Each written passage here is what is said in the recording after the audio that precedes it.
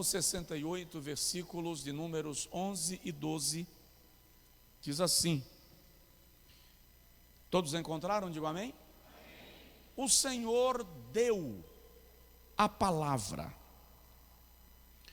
Grande era o exército das que anunciavam as boas novas. Grande era o exército das que anunciavam as boas novas. Reis de exércitos fogem e fogem. Algumas versões dizem fogem às pressas. E donas de casa repartiam os despojos. Algumas versões dizem aquela que ficava em casa repartia os despojos. Amém? Só quem é mulher diga amém. Diga assim: Deus vai falar com a gente hoje. Os homens digam comigo: Deus vai falar comigo hoje. Pode sentar.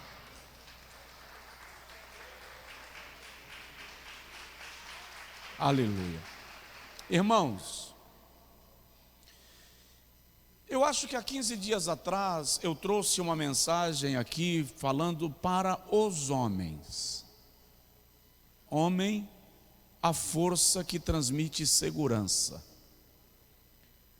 Se você não ouviu, não assistiu, por favor, faz isso, para o seu bem. Vai lhe ajudar muito. Inclusive as mulheres precisam ouvir estas ministrações, ou aquela ministração em específico. Hoje, eu quero falar um pouco sobre mulher. E se eu for dar um tema, o tema é mulher, arma secreta de Deus. Agora, se tiver uma mulher do seu lado, diga para ela assim: você é uma surpresa de Deus para o plano de Satanás. Você é uma surpresa de Deus para o plano de Satanás. Satanás não imaginava como Deus montou todo o seu planejamento e fez da mulher parte essencial deste plano. Se eu estivesse pregando na África, as mulheres já estariam dando muito glória a Deus. Eu normalmente, antes de fazer a abordagem do tema em questão, gosto de fazer uma análise do contexto do texto que nós lemos. Mesmo porque já se disse que o uso do texto sem análise do contexto gera um pretexto. E como nós estamos num culto de ensino, não cabem pretextos. Então, precisamos começar entendendo o Salmo 68. Teologicamente, é um dos salmos mais majestosos e mais densos de todo o saltério de adoração a Deus. A autoria do salmo, conforme diz a sua própria introdução no original hebraico, a autoria é atribuída a Davi. Nem todos os salmos são de Davi, tá, gente? Vale lembrar isto. Este é atribuído a Davi e não se sabe exatamente o contexto no qual esse salmo foi desenvolvido, poetizado, composto. Embora alguns estudiosos acreditem que o salmo é discorre sobre toda a história de Israel até chegar em Sião, em Jerusalém, até que a arca foi trazida para Sião e para Jerusalém. Então alguns estudiosos entendem que esse salmo tem o seu ápice no momento que Davi traz a arca de Kiriat Jearim, onde ela ficou por 40 anos, durante todo o reinado de Saul. E o primeiro decreto de Davi, quando assume o trono, é a trazida da arca para o lugar do seu reino, porque a Bíblia diz em 2 Samuel, capítulo 6, que naqueles dias, por causa da presença de Deus, por causa da ausência de Deus, a alma do povo ansiava pelo Senhor. O Salmo 68 é composto de triunfo, libertação. É um salmo que fala de adoração e vitória. Há uma mescla de linguagem poética com o retrato de todos os desafios pelos quais Israel passou até os dias em que Davi assume o trono e começa a derrotar, eliminar os inimigos e perseguidores da nação. Teologicamente, é um salmo que exalta de maneira constante a soberania de Deus, mostrando como ele defende o seu povo e como ele fará com que todas as nações da terra se curvem a ele e o adorem, e o enalteçam e magnifiquem o seu nome. No seu comentário sobre os Salmos, John Calvino, um dos grandes pensadores do período da Reforma Protestante, quando comenta sobre o Salmo 68, ele diz que o Salmo celebra a gloriosa libertação de Deus para com Israel e o seu domínio soberano sobre Jerusalém e sobre todas as nações da terra.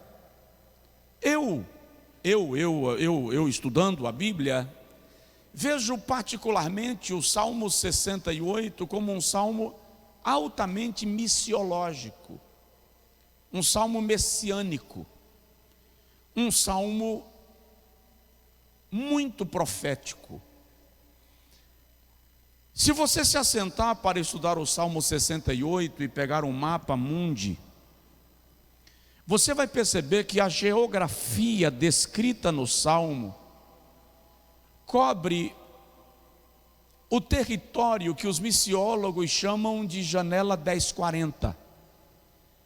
É a região mais difícil para a pregação e propagação do Evangelho no mundo, ainda na atualidade. Então o Salmo 68 é um mapa da janela 1040. Entretanto, você vai observar no versículo de número 25, o salmista descreve todas as nações da terra salmodiando ao Senhor. Então é um salmo que aponta para o período do milênio, quando todas as nações louvarão a Deus de maneira extraordinária. Tá, pastor, o que isso tem a ver com mulher? Não temas, entenda. No texto que nós lemos, nos versículos que nós lemos, especificamente, nós temos uma convocação de Deus e uma convocação específica às mulheres para destruírem exércitos inimigos. Nós temos um cenário claro de batalha espiritual. O Salmo começa com uma batalha, diz assim: levante-se Deus e sejam dissipados os seus inimigos, fujam de diante dele aqueles que lhe aborrecem. Então o Salmo é um cenário de batalha espiritual, de tomada de território, de conquista de território. E no versículo de número 11, o Senhor dá a palavra, e quando ele dá a palavra, grande era o exército daquelas que anunciavam as boas novas. Aí no versículo 12 ele diz assim: e reis de exércitos fogem às pressas, e donas de casa, ou aquela que ficava em casa, repartia os despojos. Analisa que pela lei da guerra, o despojo ou o despojo pertencia a quem vencia a batalha. Se elas estão repartindo os despojos, significa que esse exército de mulheres venceu a batalha descrita no Salmo e elas estão repartindo os despojos. Alguém diga amém? Você vai entender, presta atenção. A ideia de mulheres em ação no ministério, a ideia de mulheres pregando no ambiente da igreja, ainda é bastante controversa e polêmica. Muitas denominações não conseguem nem pensar nesta hipótese. O assunto de mulheres servindo no ministério ainda é um dos assuntos mais polêmicos dos bancos teológicos e das discussões acerca da doutrina ministerial. Quer ver um exemplo disto? A revista Time trouxe um artigo de capa, cujo título era A Filha do Pregador, numa referência à senhora Anne Graham Lotz, filha do famoso, mundialmente famoso evangelista Billy Graham. Aqueles que apoiaram totalmente o ministério de Billy Graham, pai de Anne Lotz, e que apoiam o ministério do irmão dela, Franklin Graham, não admitem a ideia de Anne Graham Lotz ser uma evangelista ou uma pregadora. Então ela enfrentou muita dificuldade por ser mulher. E o artigo traz inclusive uma citação. Ela foi convidada para pregar numa convenção de pastores no sul dos Estados Unidos da América, e na hora da pregação dela, alguns pastores viraram as cadeiras de lado, porque não admitiam a ideia de assistirem uma mulher pregando para eles no altar de uma convenção. Então esse não é um assunto polêmico de maneira isolada. Os Estados Unidos, que é considerado uma nação, ou a nação da liberdade, a nação da pós-modernidade, a referência do pensamento na atualidade, enfrenta essa barreira cultural, teológica de certa forma, por conta de uma mulher pregando. Agora observe, o cenário do Salmo 68 vai muito além de uma mulher pregando. O cenário do Salmo 68 é muito mais profundo do que a ideia de uma mulher ocupando o altar. O que nós estamos vendo nesse texto são mulheres saindo à peleja para a conquista de territórios para Deus, e elas saqueiam o território do inimigo. Ainda que isto pareça controverso na cabeça de alguns que estão aqui ou que estão online, é preciso lembrar que a primeira menção de batalha espiritual no âmbito físico envolveu uma mulher. Eu vou repetir. A primeira menção de batalha, de entrave espiritual no âmbito físico, registrado na Bíblia, envolveu uma mulher. Gênesis capítulo 3, versículo de número 1 ao versículo de número 7. Satanás, quando vai abordar a humanidade, não aborda Adão, aborda Eva. Agora é interessante que Satanás aborda a Eva, e você vai entender isso, mas aí a Bíblia diz depois que por um homem entrou o pecado no mundo. Ora, como assim? Se a pessoa que foi abordada e comeu o fruto foi Eva, por que por um homem entrou o pecado no mundo? Não é paradoxal? Não é aparentemente estranho? E é isso que nós precisamos entender, e eu lamento muito que boa parte das mulheres, com todo respeito, senhoras e senhoritas, mas boa parte das mulheres não tem noção do propósito de Deus ao criá-la, não sabe da sua importância. E aí eu tenho que lamentar, porque se elas não sabem, imagina eles. Primeiro, deixa eu começar desmontando uma barraca mal feita. O conceito de guerra dos sexos é altamente diabólico. Deus não criou a mulher para ser concorrente, competidora e opositora do homem. Muito pelo contrário. Se nós entendermos os papéis de cada um, e quem sabe a gente pode falar disso aí nas próximas terças, nós vamos perceber que a mulher foi criada, assim como o homem, com missão específica, e se eles entenderem esta missão, se tornam um time, uma equipe, um projeto imbatível de Deus contra o nosso adversário. Lá no Éden, no capítulo 3, versículo 1 ao 7, quando Eva come do fruto e o leva para Adão, logo após, no versículo 14, 15 e 16, o Senhor deixa claro que a mulher e a sua semente seriam opositores de Satanás para sempre.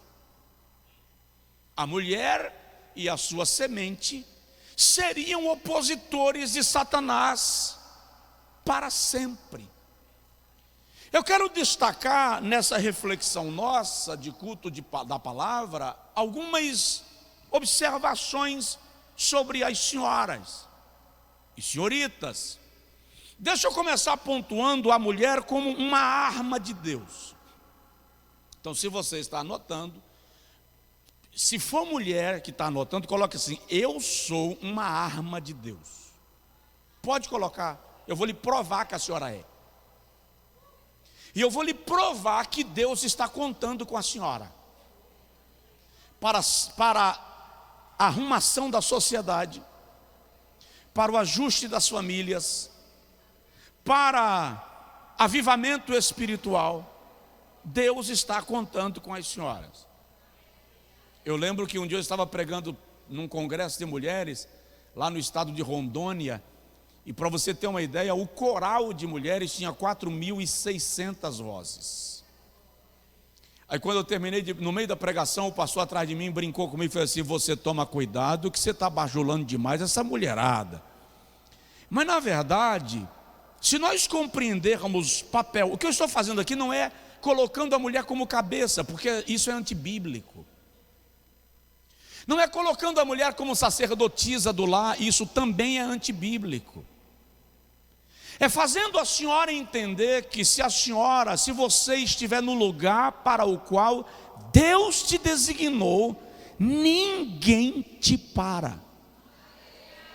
O poder de Deus extraordinariamente se manifestará na sua vida. Ao longo da história, Satanás tem trabalhado para desmerecer, desvalorizar, desgastar, destruir, oprimir a mulher. Por quê? Porque, vou usar essa expressão, no Éden a mulher foi preservada. Diga comigo: no Éden a mulher foi preservada.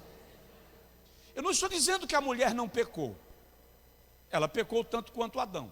Tanto é que ambos sofrem a consequência do pecado. A questão é que a responsabilidade que repousava sobre ele era maior do que a responsabilidade que pousava sobre ela. Por quê, pastor? Gênesis capítulo de número 2, versículos de números 15 a 17, eu vou ler para não sair mordendo palavras.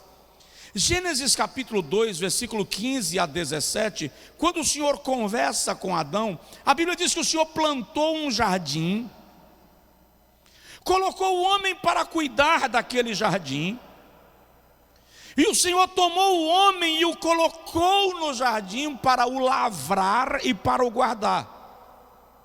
Presta atenção no texto. E ordenou o Senhor Deus ao homem. Ordenou o Senhor Deus a quem? Não, eu não ouvi. Ordenou o Senhor Deus a quem? Ao homem. De toda a árvore do jardim comerás. A conjugação do verbo aqui está na segunda pessoa da conjugação verbal, mas a segunda pessoa do singular. Se Deus estivesse falando com o casal, ele diria: de toda a árvore do jardim podereis. Mas ele diz: poderás. Está falando para uma pessoa, singular. Poderás comer. Mas da árvore do conhecimento do bem e do mal, dela não comerás. Ele não diz não comereis. Diz não comerás. Porque ele está falando com quem? Ele está falando com quem? Com o homem. Porque no dia que dela comer, diz: certamente morrerás. Não é morrereis, morrerás. Se eu analisar, essa ordem está nos versículos 16 e 17, mas Eva é formada no versículo 18. Quando o Senhor diz: não é bom que o homem esteja só. Então Eva foi criada no versículo 18, e a ordem foi emitida nos versículos 16 e 17. Note que quando Eva come do fruto em Gênesis 3, não aconteceu nada. É quando Adão come que os olhos de ambos se abrem. Por quê? Porque a ordem foi dada a ele. Ele era o responsável por aquela blindagem.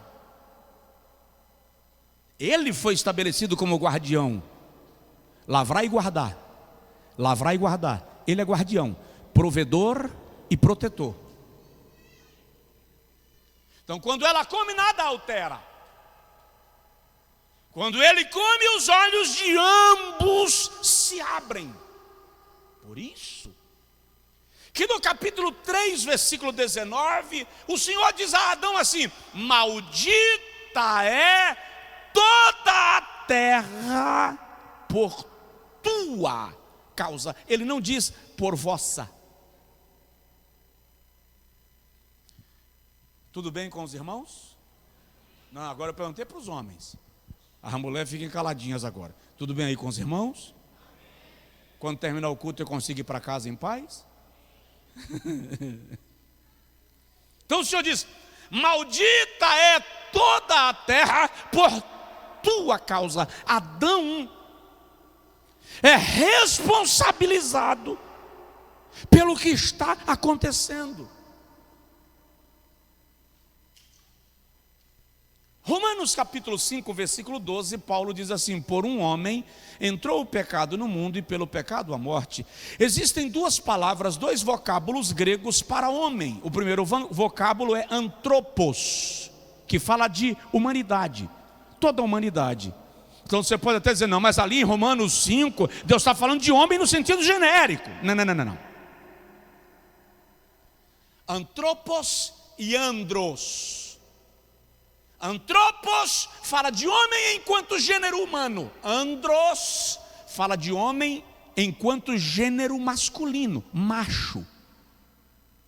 Então, quando Paulo escreve Romanos 5, versículo 12, e ele diz: por um homem entrou o pecado no mundo. O texto original diz: por operação de exatamente um homem.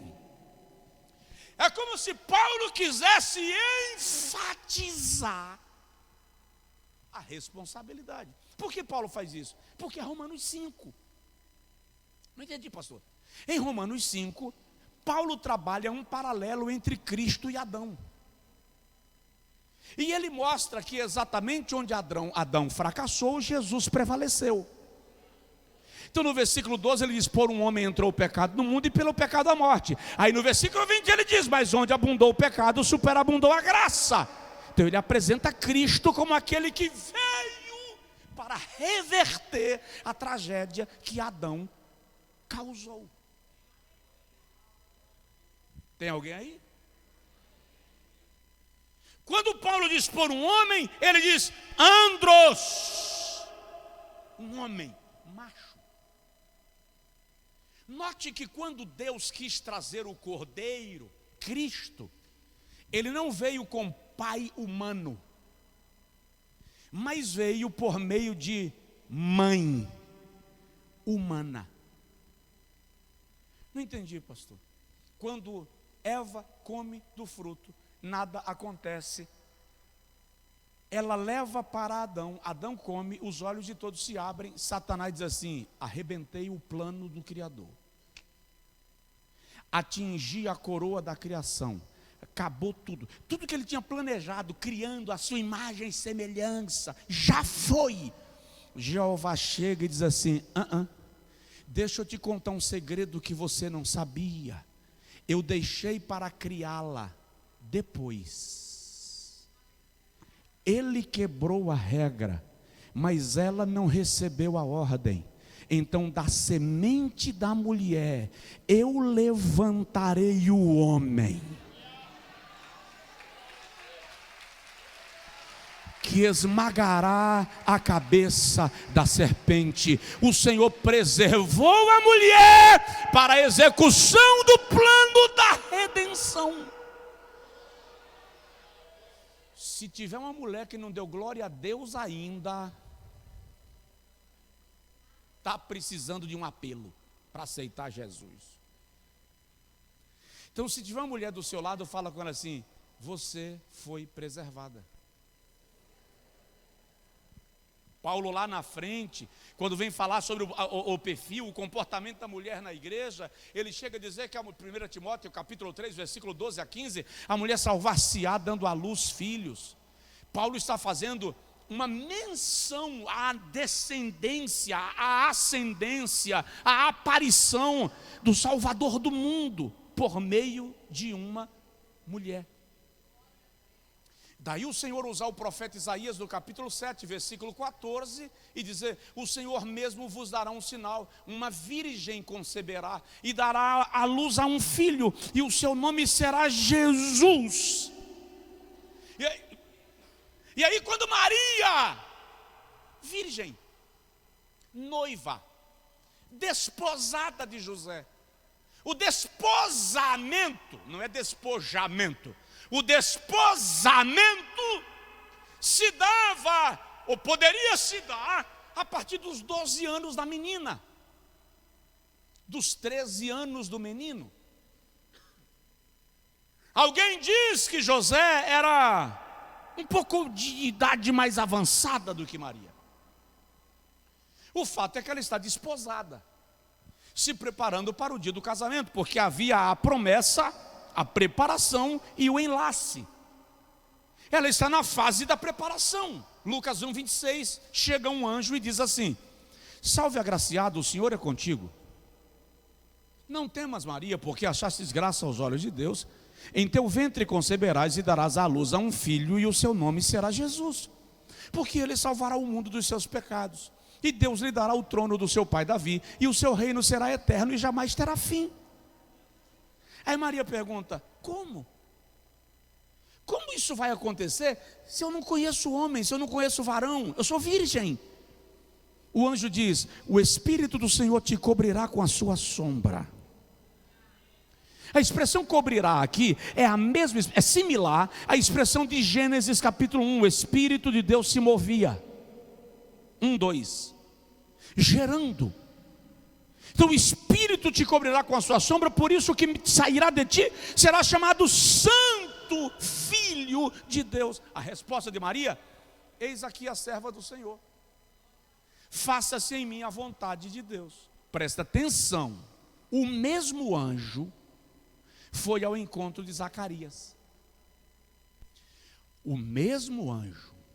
Maria, uma camponesa de Nazaré. Zacarias, sacerdote, que, para você ter uma ideia, o sacerdote fazia parte da elite de Israel nos dias de Jesus. Zacarias é sacerdote. O anjo chega para Zacarias e diz: Isabel vai ficar grávida.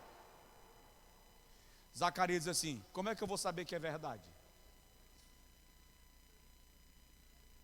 O mesmo anjo, com a mesma mensagem para Zacarias, para Maria, cada um especificando algo do plano de Deus. Zacarias pede uma prova: como é que eu vou saber que é verdade? Maria diz: faça-se em mim a vontade de Deus. Para Zacarias, o anjo diz: você quer uma prova? Tá, você vai ficar mudo.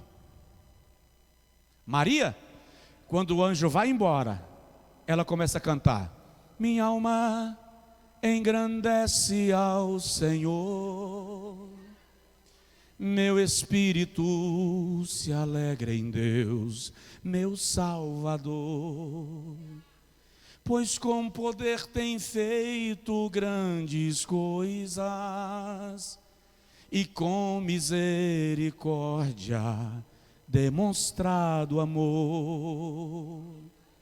Ele duvida. Ela não só crê quanto aceita. Então observe, é preciso lembrar, desde a eternidade, a mulher é parte do plano de Deus para a redenção. E eu ouso dizer que a parte mais importante, que a parte mais sensível do plano da redenção, Deus confiou a uma mulher, o seu filho, de tal modo que a Bíblia diz que ela ouvia todas as coisas e guardava tudo em silêncio no seu coração. Agora não me leva a mal, você já parou para analisar a dificuldade de uma mulher de guardar uma novidade dessa e não contar para as amigas? Não, porque toda mulher precisa ter pelo menos uma amiga para ela contar os maiores segredos dela. E isso é uma questão da natureza. Por quê? Porque alguém diz que o cérebro dele produz 7.000 palavras por dia. Eu esgoto as minhas todas no púlpito. Mas o cérebro dela produz em média 21.000 palavras por dia. E eu acho que o estoque dela é acumulativo. Se não gastar hoje, amanhã tem mais.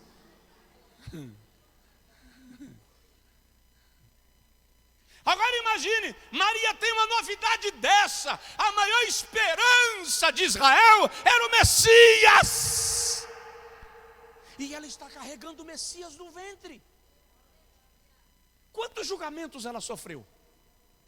Quantos questionamentos ela passou?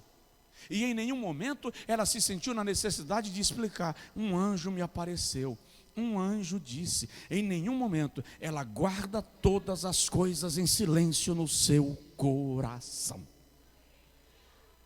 Alguém aqui pode dar um glória a Deus ou não? Segundo detalhe que eu quero destacar, e eu não vou conseguir terminar tudo aquilo que eu gostaria, mas dá para dar um flash.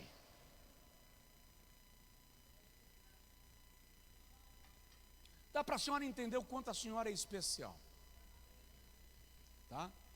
Dá para você, pai, olhar para sua filha e entender que ela faz parte de um plano específico, claro, poderoso de Deus.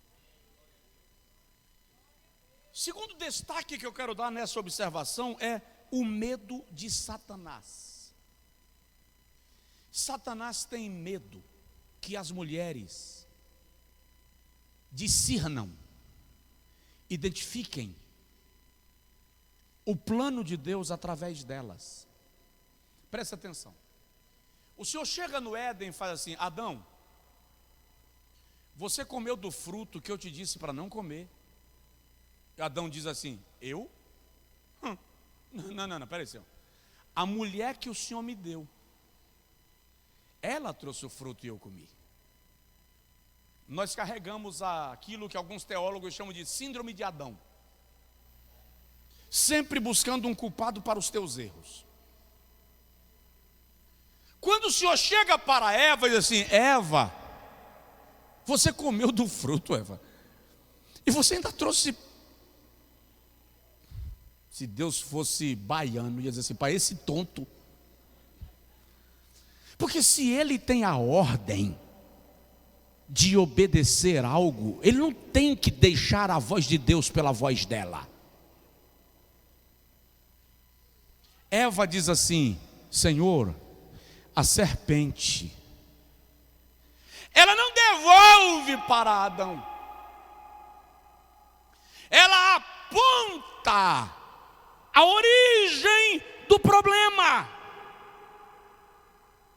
E é por isso que o Senhor olha para a serpente que ali está representando a Satanás e diz: maldita és tu dentre todos os animais do campo. Segunda maldição: sobre o teu ventre andarás. Alguns estudiosos da ciência sugerem que a serpente tinha pernas, como uma centopeia. Sobre o teu ventre andarás. Agora, sem pernas, você vai rastejar. Símbolo de humilhação. E pó da terra comerás todos os dias da tua existência. Note que no Salmo 68, versículo de número 13, o texto traz uma declaração até aquele presente momento. As mulheres, Salmo 68, 13, estavam silenciadas, ainda que vos deiteis entre redis, sereis como as asas de uma pomba, cobertas de prata, com as suas penas de ouro amarelado. Elas estavam silenciosas, silenciadas, caladas. Mas aí no versículo 21, o salmista declara: Deus ferirá gravemente a cabeça de seus inimigos e o crânio cabeludo que anda em suas culpas. O Senhor está dizendo: o Senhor vai levantá-las poderosamente, e a cabeça do inimigo será esmagada. Onde a cabeça do inimigo foi esmagada, santo? No Calvário. Quem a esmagou? Jesus, a semente da mulher de Gênesis 3.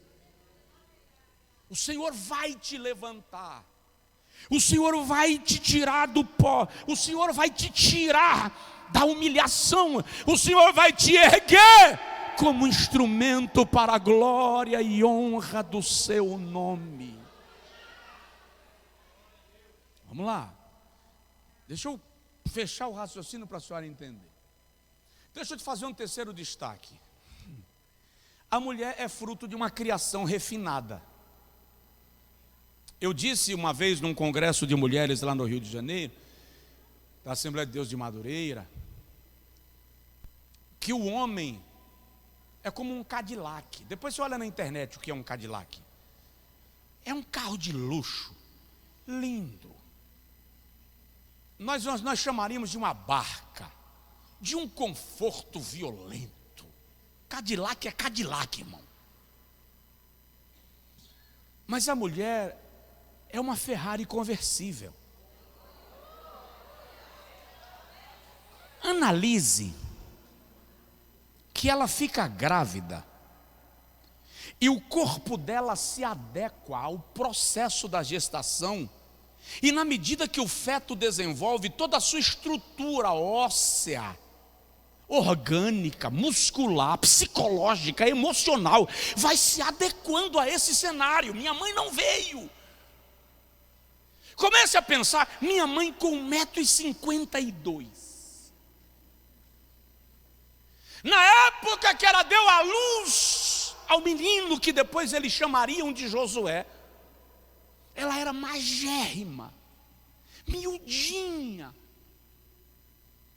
Um dia uma irmã falou assim: mas irmã Dina, como uma mulher tão pequena ganhou um homem tão grande? Eu falei: não, irmã, não nasceu desse tamanho não, calma.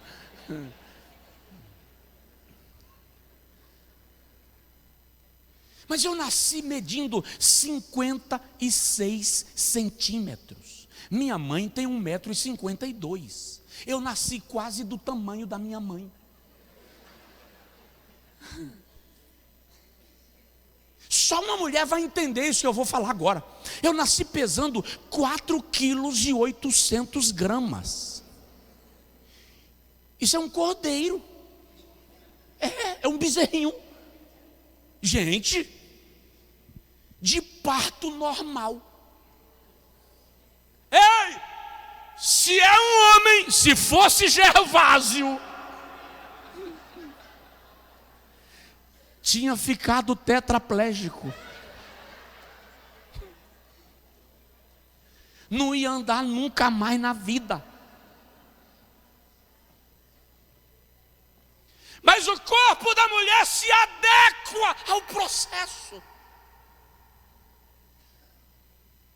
Agora analise que uma mulher, quando ela dá à luz, as glândulas mamárias produzem leite.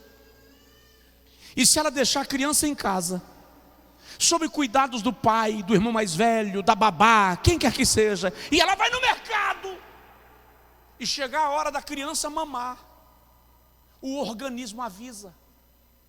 As glândulas começam a liberar leite materno, dizendo: a cria precisa de amamentação. Gente, isso é extraordinário. E se você analisar que a gama emocional de uma mulher é muito mais profunda, complexa, do que a gama emocional de um homem. Analise. Homem foi criado de barro, sem querer ofender, turrão. Não se magoa, não fica sensível. Mas os homens, assim como os animais do campo, diz o texto de Gênesis capítulo 2, versículo 7, foram criados de barro, criados do pó da terra. A mulher, entretanto, a Bíblia diz que ela foi criada, na verdade é o único ser criado de carne e osso. O resto é, Shirley Carvalhais canta: poeira, poeira, tudo é poeira. Entende? Então o Senhor cria a mulher de maneira mais refinada. Agora preste atenção. Depois de cada etapa da criação, Gênesis 1, versículo 4, versículo 8, versículo 18, versículo 25. 1, 4, 8, 18, 25. Cada etapa que Deus termina de criar, a Bíblia diz assim: e viu Deus que era bom. Quando ele cria o homem, no sexto dia, a Bíblia diz que Deus olhou para o homem e disse assim: não é bom que ele fique só. Tipo assim, esse cara não sabe se cuidar. Ele é apto para cuidar da criação, mas ele não sabe cuidar de si mesmo. Precisa de alguém para ser a retaguarda. Far-lhe-ei uma adjutora. Aí quando ele cria a mulher, Gênesis 1:31 diz assim: e viu Deus que era tudo muito bom.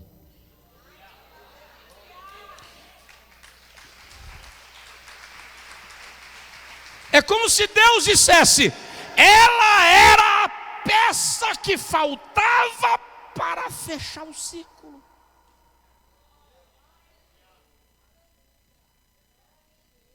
É o Senhor arquiteto que está criando, acompanhando a criação e analisando o que falta. Você entendeu? Diga amém. Mas por que tudo isso? Chego lá, mas só para constar, Deus cria o homem para cuidar da criação, guardar e lavrar, prover e proteger. Só que na medida que ele está cuidando de tudo, Deus olha e diz assim: e quem cuida da retaguarda dele? Entende? Eu estava na Flórida, e na Flórida tem muitos canais. E vindo da fazenda de um amigo, da estrada eu vi do outro lado do canal um baita de um crocodilo. Uma obra de arte. De longe, claro, né? Eu parei, desci do carro, subi ali no barranco do canal para tirar a foto do crocodilo do outro lado do canal. Então eu estou puxando o foco para trazer o crocodilo para dentro do meu celular. Parou uma viatura da polícia ambiental. O policial desceu. E ele chegou perto de mim e fez assim, fez bem assim. É exatamente esta a estratégia. Eu disse: não entendi. Ele disse: enquanto você está atento ao crocodilo do outro lado do canal, você não está vendo aquele que está a 10 metros de você. Quando eu virei, tinha um entre as folhagens, 15 metros de mim. Daqui onde está ali o pastor Osni e o pastor Fábio. Aí ele fez assim: a estratégia é o de lá mexer as escamas para reluzir a luz do sol e chamar a tua atenção. Você para olhar e não presta atenção nos teus pés. Então o que está aqui te joga na água. E os dois descem para o almoço. Quando Deus cria a mulher, é como se Deus dissesse: enquanto Ele olha tudo que eu criei e que precisa ser gerenciado por Ele, eu preciso de alguém que olhe onde Ele pisa. Porque se não tiver quem olhe onde Ele pisa, todo o projeto é comprometido por reação em cadeia. Alguém aqui me entendeu? Diga amém. Então, Deus cria a mulher para ser aquela que vai completar toda a sua criação, toda a obra criada. Então, se tem uma mulher do seu lado, diga assim: você foi criada especial. Me prove que você é especial, me prove que você pode, me prove que você vale. Não tem uns caras inseguros que fica querendo que a mulher prove? Manda ele ler Gênesis. Vai ler Gênesis, cidadão. Só isso. Agora diga assim: pastor. Diga: pastor. Termina. Só mais um pouquinho. Quarta observação que eu quero destacar. Qual é o lugar da mulher? O lugar da mulher. Eu quero trazer vocês para a Bíblia. Veja só, quando Deus criou a mulher, Ele criou de onde?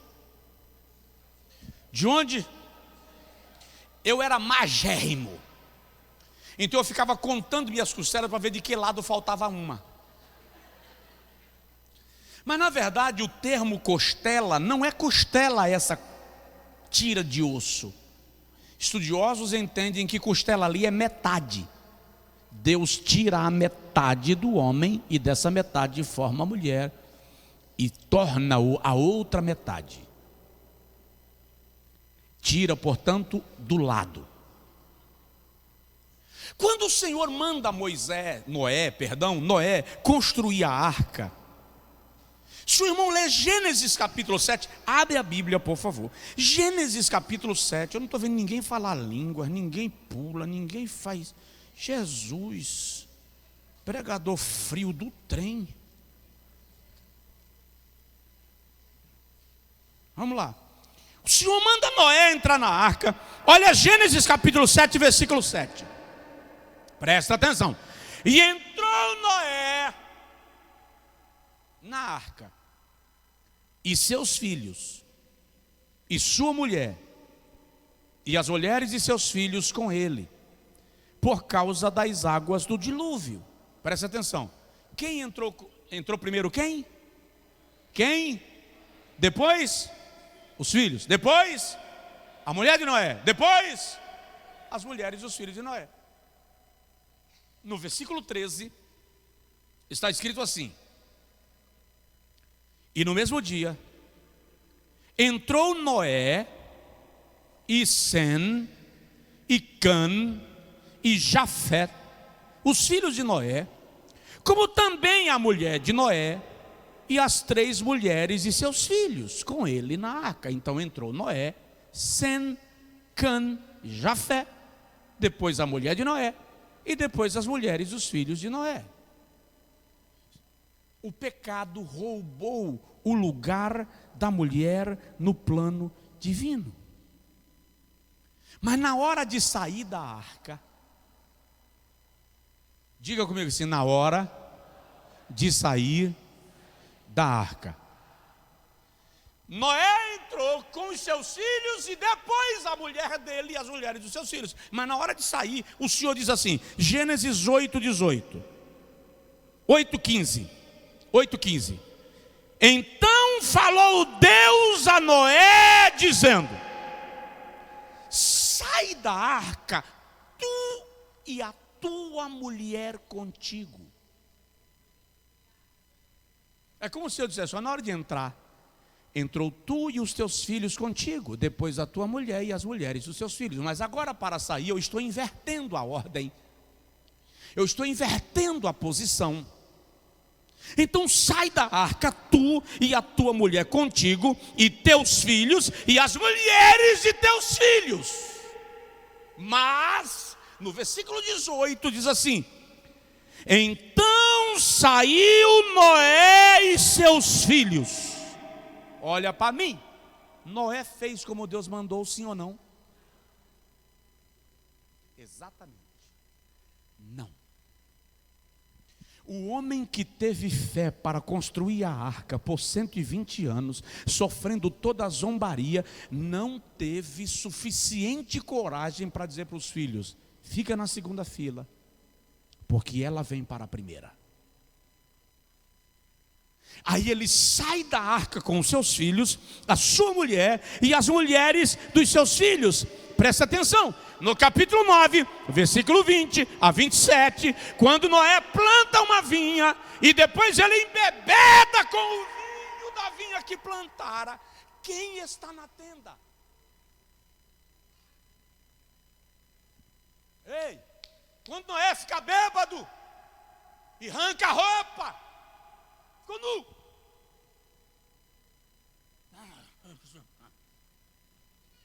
Deus me fez aparecer no mundo sem mais ninguém. Quem está na tenda com Noé? Os filhos. Cã. Se Noé tivesse obedecido à ordem divina, quem estaria na tenda seria a esposa, não o filho. Aí veio a tragédia. O que o Senhor está nos ensinando? Traga a sua mulher para o lugar onde ela deve estar.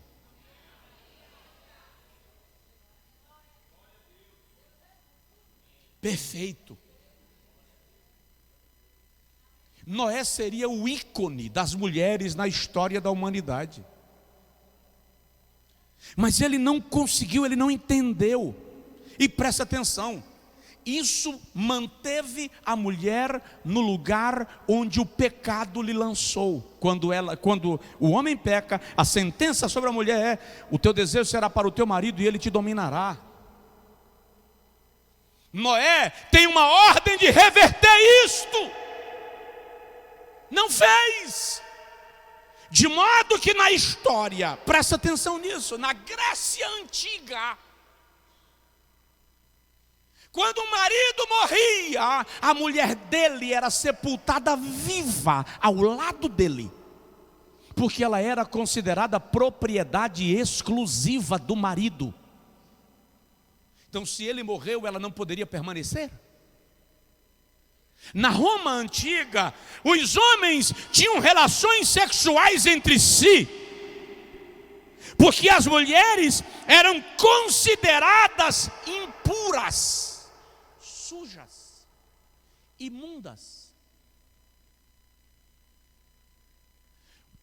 O judeu, nos dias de Jesus, tinha uma oração na qual ele agradecia a Deus todos os dias por não ter nascido gentil, não ter nascido mulher e não ter nascido cachorro.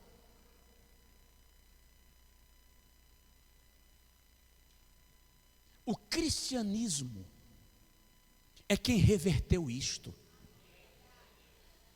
Aí vem movimento feminista, com gente que não pensa, porque se pensasse, lia a história. Então, um bocado de gente com a cabeça carregada de logorreia, dizendo que a Bíblia é machista, que o cristianismo é machista. Ah, vai lamber calçada em dia de chuva. O cristianismo resgatou a posição da mulher para o lugar original, para o propósito para o qual ela foi criada. Quer ver? A Bíblia diz assim: o homem é o cabeça da mulher. Tá aí, pastor. Ei, primeiro, o conceito de cabeça, kefale, é o termo grego, fala daquele que é governante, porque esse é o princípio do Éden. Líder, aquele que assume a dianteira. Mas a palavra tomada ao pé da letra traz a ideia de aquele que cobre, aquele que protege, aquele que circunda, aquele que provê. Ser cabeça não é jogar prato na parede para dizer que manda. Ser cabeça não é dar tapa na mesa para dizer que manda. Ser cabeça não é dar grito dentro de casa para dizer que manda. Na verdade, quando você precisa dizer que manda,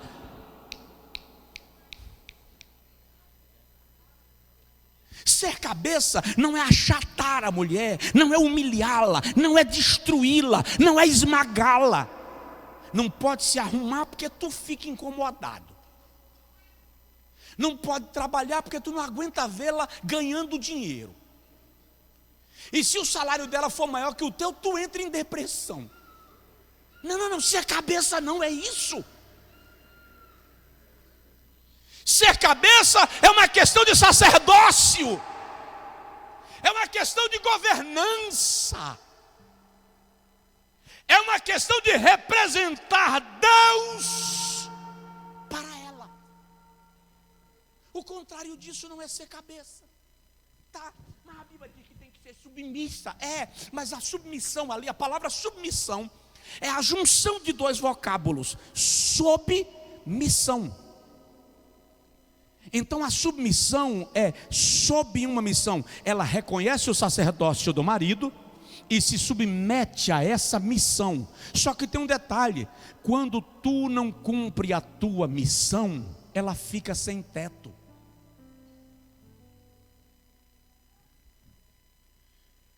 Tem alguém aí, não? Quando o homem não cumpre a sua missão, o conceito de submissão fica comprometido. Aí a Bíblia diz em 1 Coríntios capítulo 7, versículo 2, 3 e 4: vida íntima, não vos negueis um ao outro, a não ser por consentimento mútuo. Então, greve de sexo é pecado. Não importa quem fez, se ele ou se ela.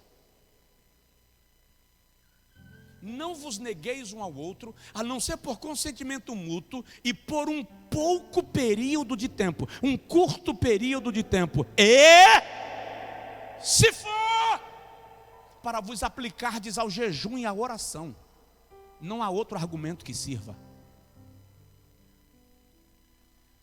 Então esse negócio de inventar que está com dor de cabeça, que está cansado ou cansada, e vai roubando o direito do outro. A Bíblia chama isso de usurpar. Usurpar é tomar pela força da lei aquilo que por direito é do outro.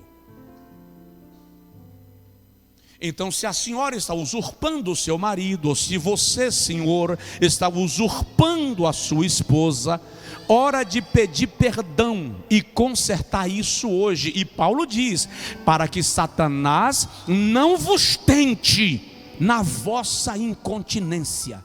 Você está abrindo oportunidades para Satanás fazer um estrago na vida do seu cônjuge. Bora, dá glória! Ou você dá glória ou eu conto piada para você rir.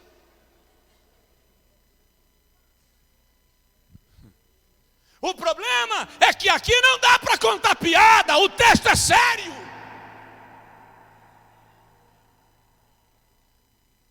Muitas vezes nós ficamos buscando sobre que pecado eu vou pregar hoje.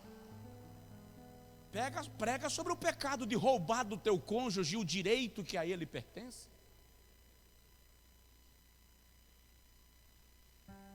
E isso vale para ele e para ela. Porque tem uns cabas. Vai no médico, irmão. Pede reposição hormonal. Vai na academia, faz uns exercícios que ajudam. Cuida da tua saúde. Se cuida. Já falei. Só para os homens essa aqui, ó. Morrer só depois de velho e rico. Não entendi, pastor. Rico porque ela não vai passar necessidade. Velho porque não vai dar mais tempo para ela casar com outro. Cuide do seu cônjuge. Aí o texto continua dizendo: o corpo do marido. Só os maridos, levanta a mão assim. Beleza. O corpo do marido não pertence a ele mesmo, mas à sua mulher. Está escrito. 1 Coríntios 7. Assim como o corpo da mulher não pertence a ela mesma, mas ao seu marido. Vocês são um do outro. Um pertence ao outro. Esse lugar precisa ser ocupado. Aí tu, quando fica com raiva, vai dormir no sofá. Vai dormir no quarto do filho. Vai dormir no quarto da filha. Fica com raiva e vai dormir dentro do carro. Ou fica com tanta raiva que diz para ela: vá achar onde dormir, comigo você não dorme. E Satanás, ó, parabéns para você. Corrija isso. O lugar dela é ao lado dele. Portanto, o lugar dele é tendo-a ao seu lado. Então esse negócio de homem ficar inferiorizando a mulher. Você não me merece. Quando você casou comigo, você não tinha nada e eu tinha tudo. A mulher tem o salário melhor que o do marido e fala assim: quem é você? Meu salário é melhor do que o seu. Não confunda salário com sacerdócio. Seu salário pode ser maior, mas o sacerdócio Deus a entregou a ele. Entenda isso. Dizem que o carro do presidente dos Estados Unidos parou para abastecer. Claro que é uma piada, é uma alegoria. E depois de abastecido, quando o carro saiu, a mulher do presidente disse assim: está vendo aquele frentista lá? O presidente disse: estou vendo. Foi meu primeiro namorado. O presidente riu e fez: sério? Está vendo aí? Se tu tivesse casado com ele, tu era mulher de um frentista. Ela disse assim: não. Se eu tivesse me casado com ele, ele seria o presidente dos Estados Unidos.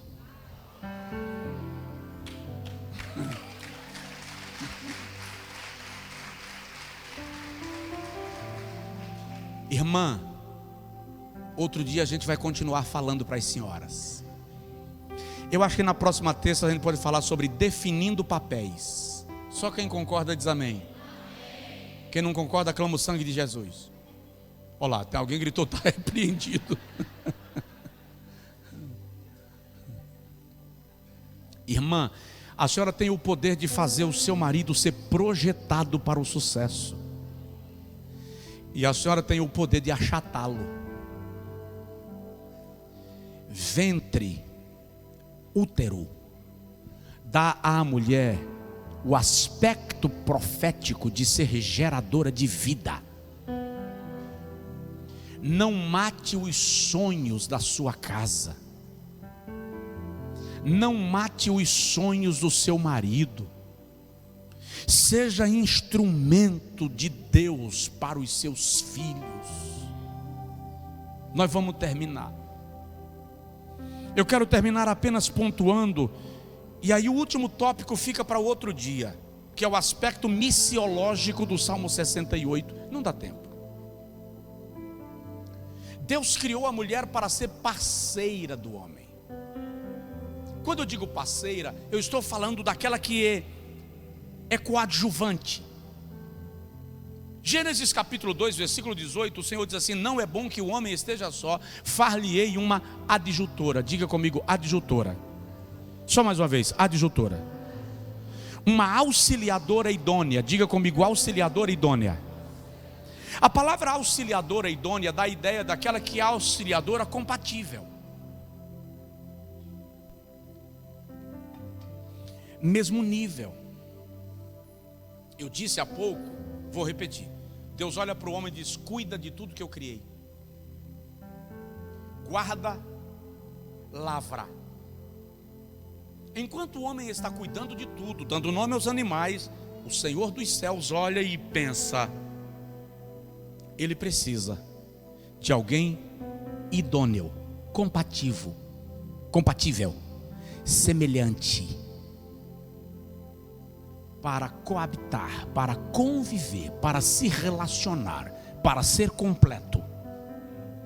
Far-lhe-ei uma adjutora. A raiz da palavra adjutora é aquela que sustenta. Lá no sertão, se alguém veio do sertão, e é meu caso, sabe que às vezes a parede da casa racha e o cara não tem dinheiro para reformar a casa. Ele pega uma tora de madeira, chama-se escora, não é escória, é escora, e ele coloca a tora de madeira sustentando a parede para a parede não cair. O termo adjutora, estaca de sustentação, é isso aqui, aquela que sustenta. Uma pesquisa feita nos Estados Unidos há uns anos atrás mostrou que quando um homem decide acabar um casamento, não quero mais, acabou, em 93% dos casos o casamento não acaba. Mas quando é ela que decide, em 96% dos casos o casamento acaba. Porque ela é aquela que sustenta.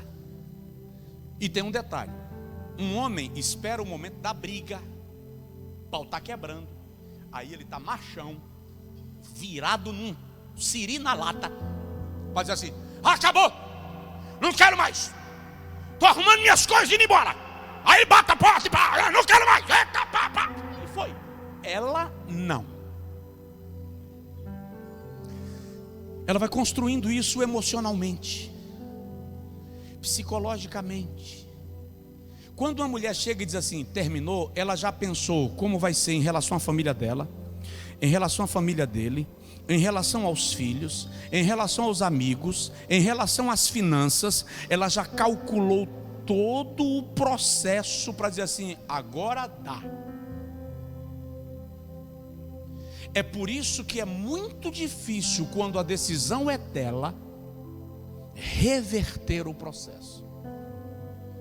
E a minha experiência de gabinete diz que todas as vezes que eu consegui no aconselhamento conjugal convencer uma mulher que já desistiu a voltar atrás, não é por causa dos meus argumentos e nem por causa da cara de cachorro morto dele. É só por temor a Deus. Ela diz assim: por causa da palavra de Deus, porque eu sou crente, eu vou repensar.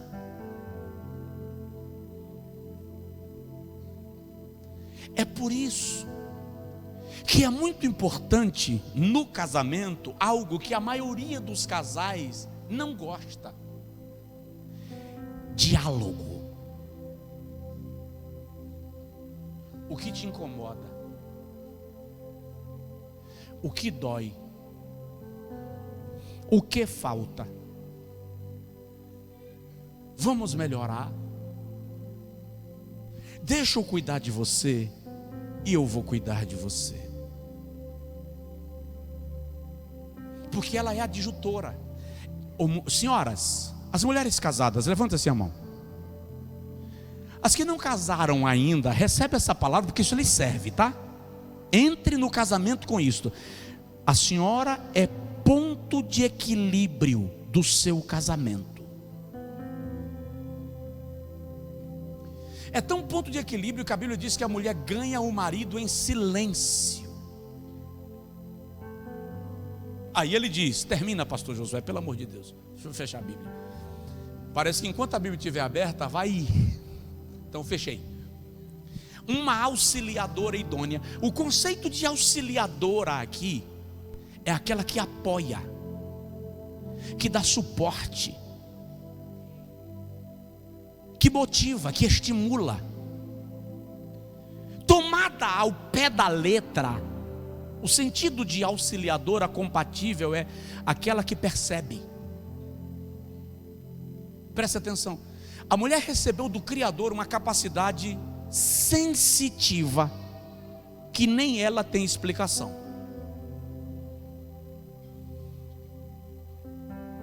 Alguns chamam de intuição, mas o fato é que Deus dotou-a de uma capacidade de percepção acima da média. Ela vê inclusive o que não se materializou ainda. Isso não te dá o direito de ficar inventando fantasma, tá? Seja sábia. Não fique inventando fantasma. Mas o fato é que às vezes o cara vai comprar um carro e a mulher diz assim: não gostei desse carro. Aí você diz assim: tu sabe o que de carro? Nada. Aí ela diz: mas não gostei. Aí tu compra o carro porque tu é machão.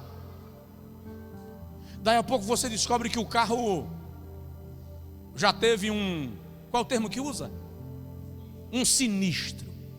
Aí você diz assim: me enganaram. Oh, esse vocábulo toda mulher usa. Felicidade. Ela olha na tua cara, olha nos meus olhos e diz assim: eu te avisei. Não é não?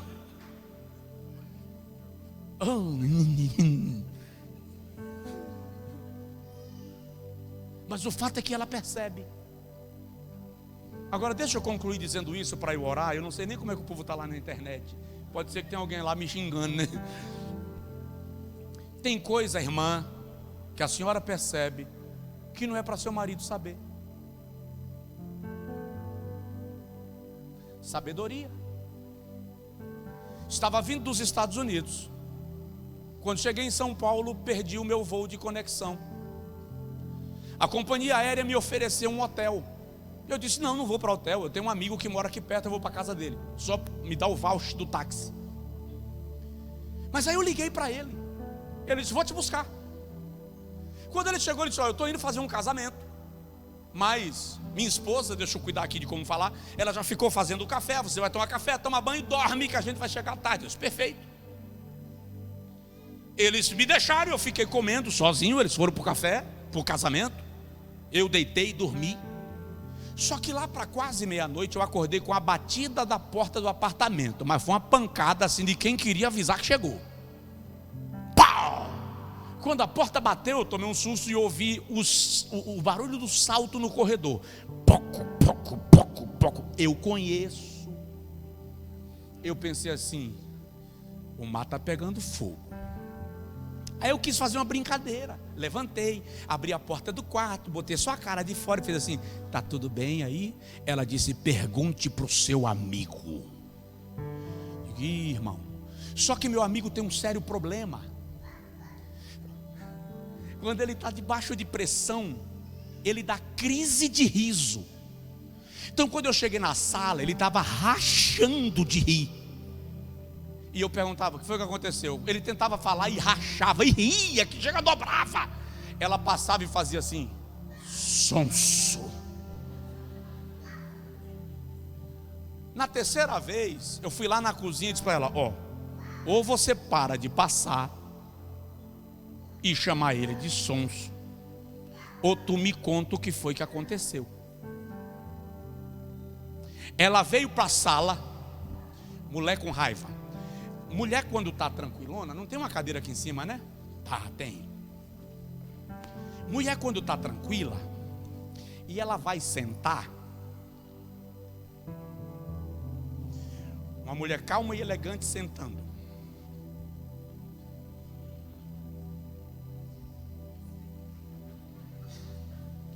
Uma mulher com raiva sentando.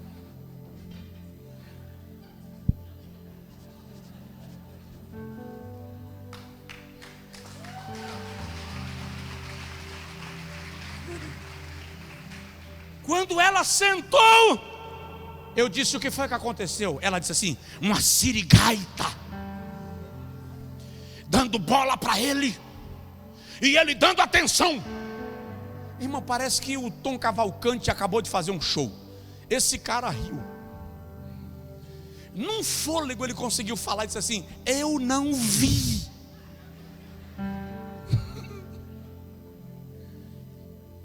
Aí ele disse, eu só percebi quando eu entrei no carro e ela me deu um beliscão. Eu disse para ela, existe uma grande chance de ele não ter percebido mesmo.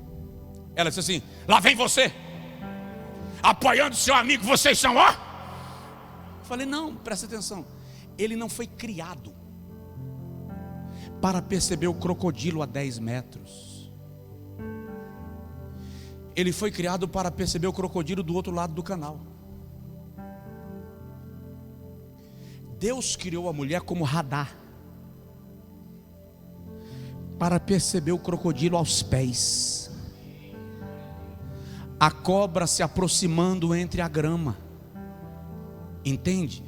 Então quando eu falo para mulheres por aí, o que eu digo é o seguinte, ô irmã, você percebeu? Você não vai dizer para ele, ah, porque eu vi aquela fulana de tal, e você começa a desenhar a mulher que o cara não viu, para ele idealizar. Pelo amor de Deus. É assim que funciona. Ela vai desenhar para ele idealizar. Não. A senhora percebeu? Oi, Mandangueira, por favor, Mandangueira, senta aqui perto desse cidadão aqui. Bom, passa a mão no ombro dele. Isso. Percebeu que o crocodilo está se aproximando? Encosta, marca território, sem dizer nada. Ele nem sabe porque está recebendo um abraço, mas o crocodilo sabe. E é isso que importa. Obrigado.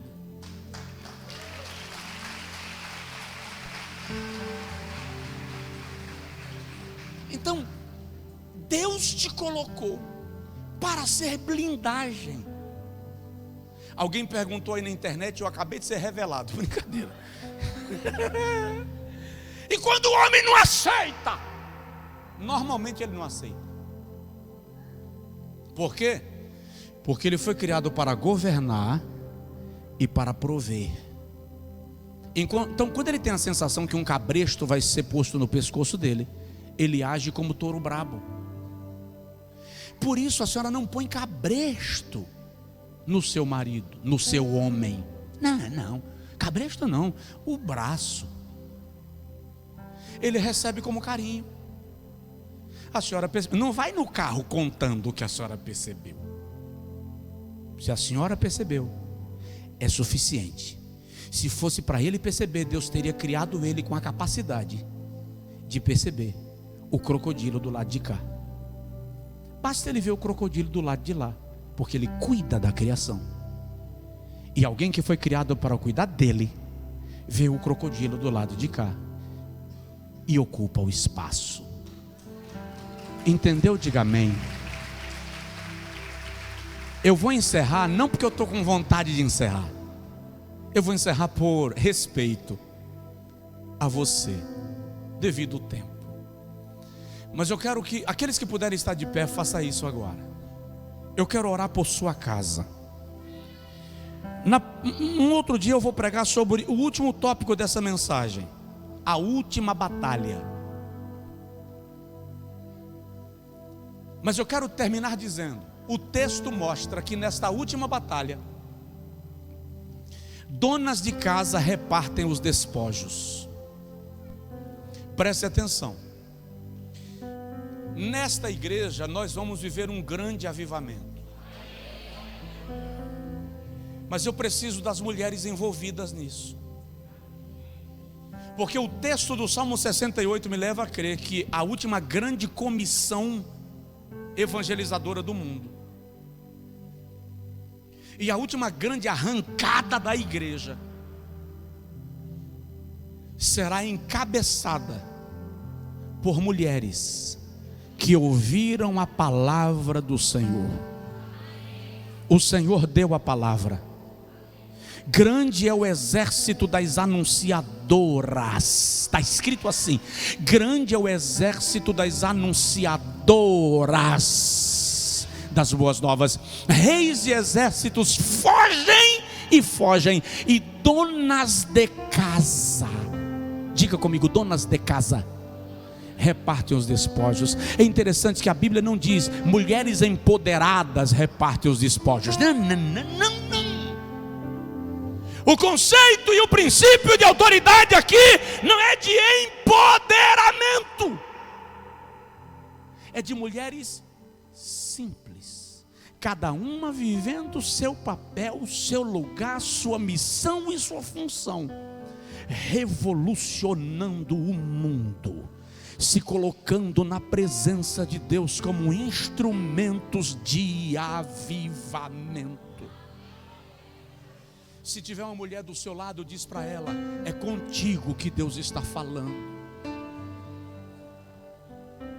Venham as mulheres aqui à frente, por favor. Eu quero orar por vocês, pelas senhoras, por favor.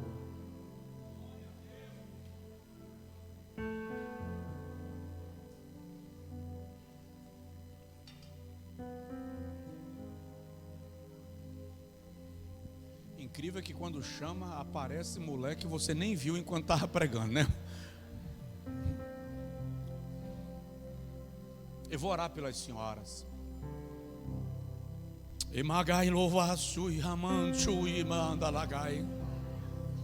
Amadas, não deixa o diabo dizer que você não tem, que você não é, que você não vale. Não importa na boca de quem ele esteja falando.